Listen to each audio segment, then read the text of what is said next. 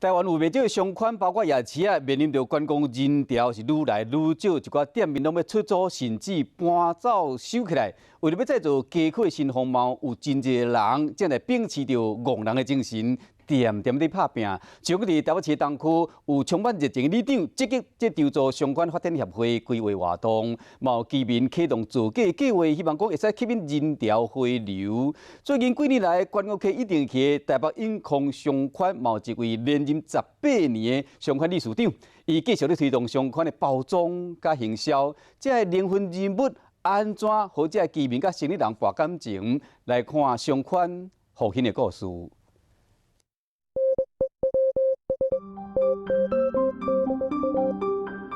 这是奥地利他们传统，每个家庭他们自己都会制作的。5岁10岁奥地利的小面包咖喱饺放入纸包内面包裹好，虽然讲外口伫落雨，但过饭老板呢正手摇雨伞，倒手摕这餐点出门要送给附近的住户。老先生哦，他年纪蛮大的，特别交代他儿子说，他想要在往生之前要吃我们的餐，哦，他就打电话来给我，然后给我之后刚好是我接到的，我说没有问题啊。规商圈有几百间店，超过60成拢愿意送餐。一间店平均一礼拜送4摆，尤其这间营业超过30年的牛肉面店，佫有无公开的服务。这边有楼上租黄先生的包裹，可以麻烦帮我带走一下。好。免费送餐代替收包裹，这款的活动和永康商圈的住户加店头家超过传统的商业关系。我们住下面吃的嘛，他们都有一些油烟什么，他们可能也会比较不会讲得这么激烈这样。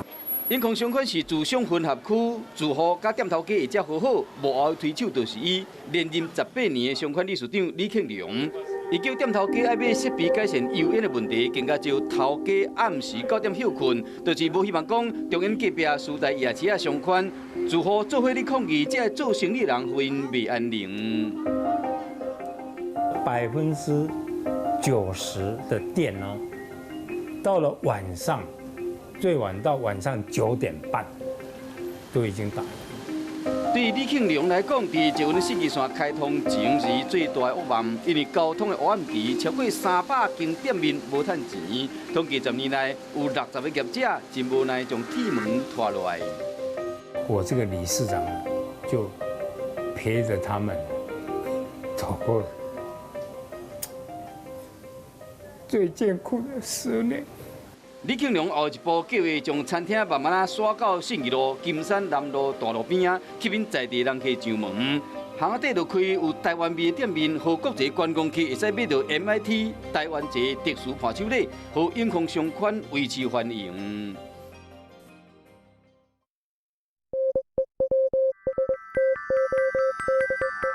这几个店面早期是卖流行服饰业的，然后我上里长之前就已经租不出去了，上了里长之后有微幅的降租，但是到现在还是完全租不出去。嘉义市头毛，这个是东区公务里的里长叫韩修和，伫东区的巷仔底对每一间空店面拢真了解。韩修和上任才半年多尔，面对东区的路窄感受真深。现在要比较那个马上可以解决，就是先从环境嘛。